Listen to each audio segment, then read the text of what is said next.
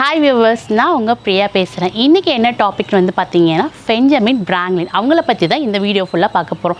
So வீடியோவை ஃபுல்லாக skip பண்ணாமல் பாருங்கள். அப்போ தான் நான் சொல்கிற இன்ஃபர்மேஷன் உங்களுக்கு புரியும். ஒருத்தவங்க ஒரு துறையில் மட்டும் நல்லா வெற்றி பெற்று சாதனையாளராக மாறிட்டாங்கன்னா அவங்க எவ்வளோ பெரிய விஷயத்தை கற்றுக்கிட்டாங்கன்னு நம்ம நினச்சிருப்போம். ஆனால் இங்கே ஒரு பர்சன் வந்து பார்த்தீங்கன்னா 4 வெவ்வேறு துறையில் நல்ல வெற்றி பெற்று பல சாதனைகளை படிச்சிருக்காரு. அவரை பற்றி தான் இந்த வீடியோவில் நம்ம ஃபுல்லாக பார்க்க போகிறோம். ஸோ வீடியோவை ஃபுல்லாக ஸ்கிப் பண்ணாமல் பாருங்கள். மறக்காமல் லைக் பண்ணுங்க, ஷேர் பண்ணுங்க, சப்ஸ்கிரைப் பண்ணுங்க.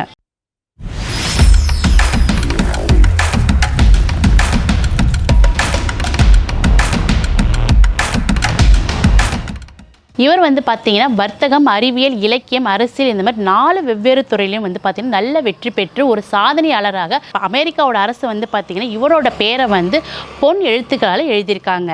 அவர் வேறு யாரும் இல்லைங்க, நம்ம பெஞ்சமின் பிராங்க்லின் தான். இவர் சின்ன வயசில் வந்து பார்த்தீங்கன்னா ரொம்ப கஷ்டப்பட்டு வளர்ந்தார். சின்ன வயசில் இருக்கும்பொழுது அச்சு தொழிலையும் பத்திரிக்கை தொழிலையுமே வந்து பார்த்தீங்கன்னா நல்லா கற்றுக்கிட்டு அவர் 40 வயசில் வந்து பார்த்தீங்கன்னா நல்ல செல்வந்தராக ஆனார். அது மட்டும் இல்லாமல் பா வெஞ்சட் ஆல்வெண்ட் என்று சொல்லக்கூடிய புகழ்பெற்ற நாளிதழை வெளியிட்டிருக்காரு. மின்சாரம், இடி, மின்னல் இந்த மாதிரி அறிவியல் சார்ந்த விஷயங்களை பல ஆராய்ச்சிகள் செய்து இடிதாங்கியும் பைஃபோக்கல்னு சொல்லக்கூடிய வெள்ளெழுத்து கண்ணாடியும் அது மட்டும் இல்லாமல் அறிவியல் சார்ந்த பல கருவிகளும் இவர் கண்டுபிடிச்சிருக்காரு. அரசியலில் வந்து பார்த்தீங்கன்னா அரசியல் சட்டமன்ற உறுப்பினராகவும் அரசு தந்திரியாகவும் பிரான்ஸ் நாட்டிற்கு நல்ல தூதுவராகவும் இந்த மாதிரி அரசியலில் பல்வேறு துறைகளிலும் நல்ல சிறந்து விளங்கியிருக்கார். ஸோ கடைசியில் வந்து பார்த்தீங்கன்னா அமெரிக்க சிட்டிசனாகவும் மாறிக்கார்.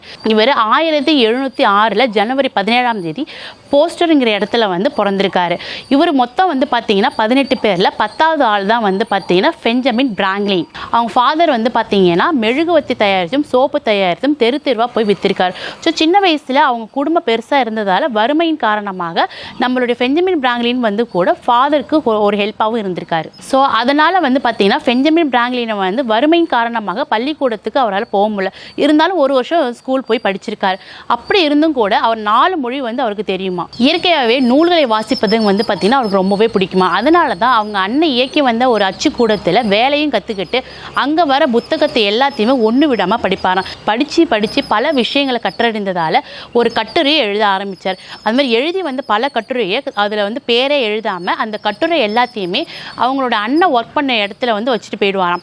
அவங்க அண்ணன் உள்ளே வரும்போது அந்த கட்டுரையெல்லாம் எடுத்து பார்த்துட்டு இந்த கட்டுரையில் ரொம்ப நல்லாவே இருக்குன்னு சொல்ல அதுக்கு பெஞ்சமின் பிராங்க்லின் வந்து என்ன சொல்லுவாராம், இதில் பேரே போடலை, இந்த கட்டுரை நல்லாவே இல்லைன்னு சொல்லுவாராம். தம்பி சொன்ன வார்த்தையை வந்து எப்போதுமே அண்ணன் வந்து பார்த்தீங்கன்னா எதிர்மாறாக தான் செய்வாராம். ஸோ அதனால் அந்த கட்டுரையை எல்லாமே அழகாக அச்சிட்டு பெஞ்சமின் பிராங்க்லின்ட்டே கொடுத்து வெளியில் வந்து சேல்ஸ் பண்ணிட்டு வர சொல்லுவாராம். இந்த மாதிரி அவங்க அண்ணனோட அச்சு கூடத்தில் வேலை செஞ்சுட்டு இருக்கும் பொழுது அண்ணனுக்கும் தம்பிக்கும் ஒரு சின்னதாக மனஸ்தாபம் வந்தோடனே பெஞ்சமின் பிராங்க்லின் வந்து பார்த்தீங்கன்னா வீட்டை விட்டு வெளியில் வந்து சொந்தமாகவே ஒரு அச்சு கூடத்தை ஆரம்பித்து அந்த தொழிலையும் கற்றுக்கிட்டு பத்திரிகையில் கட்டுரையும் எழுத தொடங்க ஆரம்பித்தார். அதுலேருந்து வந்து பார்த்தீங்கன்னா அவர் நல்ல ஃபேமஸ் ஆனார். இதே மாதிரி அச்சு தொழில்களும் பத்திரிக்கை தொழிலும் நல்ல பீக்கில் இருந்தார்.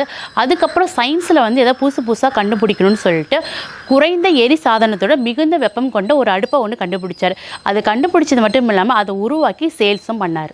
மின்னல்களிலிருந்து வரக்கூடிய மின் சக்தியிலிருந்து கட்டிடங்களை பாதுகாக்க தான் வந்து அவர் இடிதாங்கியே கண்டுபிடிச்சிருக்காரு. பெரியவர்களுக்கு வந்து பார்த்தீங்கன்னா கிட்ட பார்வை, தூர பார்வை இந்த 2 ப்ராப்ளம் இருக்கும் பொழுது ஒரே கண்ணாடியாக யூஸ் பண்ணணும்னு சொல்லிட்டு ஒரு வெள்ளெழுத்து கண்ணாடி அவர் தான் கண்டுபிடிச்சார். அறிவியல் சார்ந்த துறைகள் மட்டும் இல்லாமல் பல விஷயமும் இவர் செஞ்சிருக்காரு. என்னென்னா நோட்டோட முக்கியத்துவத்தை எடுத்து சொல்லி பணப்புழக்கத்தை ஏற்படுத்தியிருக்காரு.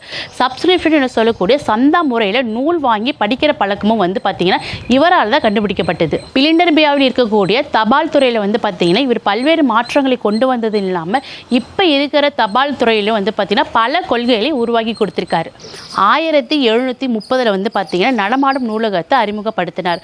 அது மட்டும் இல்லாமல் ஒரு கல்வி கழகம் ஒன்று தொடங்கணும்னு ஆசைப்பட்டார். இவரோட பீரியட்லேயே வந்து பார்த்தீங்கன்னா அமெரிக்க யூனிவர்சிட்டிக்கு இணையான பென்சில்வேனியா என்ற கூடிய ஒரு கல்வி கழகத்தை 1749 நிறுவப்பட்டது.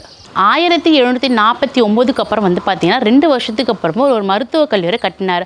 இவர் ஒரு சிந்தனையாளர், ஒரு நல்ல நேர்மையாக இருக்கிறவாசி. கவர்மெண்ட் அரசு, அதாவது அமெரிக்க கவர்மெண்ட் அரசு வந்து பார்த்தீங்கன்னா இவங்களை யூஸ் பண்ணிக்கணும்னு சொல்லிட்டு திங்க் பண்ணாங்க. இங்கிலாந்து ஆட்சியின் போது வந்து பார்த்தீங்கன்னா அமெரிக்கா வந்து அடிமையாக இருந்ததுங்க. ஃப்ரான்ஸோட ஹெல்ப்போட அவர் அமெரிக்காவை வந்து பார்த்தீங்கன்னா விடுதலை பெற்று கொடுத்தார். அது மட்டும் இல்லாமல் 1789 அமெரிக்காவோட முதல் அதிபர் வந்து பார்த்தீங்கன்னா ஜார்ஜ் வாஷிங்டன். அவர் என்ன நினைச்சாருன்னா இவரோட ஆட்சியில் ஒரு சிறந்த அரசியல் அமைப்பு சட்டம் வந்து கொண்டு வரணும்னு நினைச்சார். இதை யார்கிட்ட கொடுக்கலான்னு வந்து பார்த்தாருன்னா பெஞ்சமின் பிராங்க்லின் சொல்லிட்டு ஒரு குழு கிட்ட கொடுத்தாரு. அவருடைய மேற்பார்வையில் எழுதப்பட்ட சட்டம் தான் வந்து பார்த்திங்கன்னா அமெரிக்காவில் இன்னமும் ஃபாலோ பண்ணிட்டு வராங்க. ஆஃப்டர் இண்டிபெண்டன்ஸ் ஆஃப் அமெரிக்காவுக்கு சுதந்திரம் கிடைச்சதுக்கப்புறம் வந்து பார்த்திங்கன்னா 2 அஞ்சல் துறைகளில் வந்து 2 படம் வந்து போட்டாங்க. அதில் ஒன்று வந்து பார்த்திங்கன்னா ஜார்ஜ் வாஷிங்டனோட படமும், இன்னொன்று வந்து பெஞ்சமின் பிராங்க்லினோட படமும் கொடுத்துருந்தாங்க. இந்த படம் போட்டதால் அவருக்கு ஒரு நன்றி சொல்கிற விதமாக இருந்தது அமெரிக்க அரசு. 1790 வந்து பார்த்தீங்கன்னா ஏப்ரல் 17 84வது வயசில் அவர் காலமானார். அரசு மரியாதையுடன் அவருக்கு அடக்கம் செஞ்சாங்க. இவரை மாதிரி ஒரு தன்னம்பிக்கை, விடாமுயற்சி, ஒரு சிந்தனையாளர், நேர்முகவாளர் யாருமே இருக்க மாட்டாங்க. இவருடைய கருத்து வந்து என்னன்னு பார்த்தீங்கன்னா, இறந்ததுக்கு அப்புறமும் நம்ம வந்து ஞாபகத்தில் இருக்கணும்னா நம்ம ஒரு சிறந்த படைப்புகளை எழுதியிருக்கணும், இல்லைன்னா மற்றவங்க நம்மளை பற்றி எழுதக்கூடிய ஒரு வாழ்க்கை வரலாறு சிறப்பாக இருக்குன்றாரு. என்ன வியூவர்ஸ், நான் சொன்ன விஷயங்கள் வந்து பார்த்தீங்கன்னா ரொம்ப யூஸ்ஃபுல்லாகவே இருக்கும்னு நினைக்கிறேன்.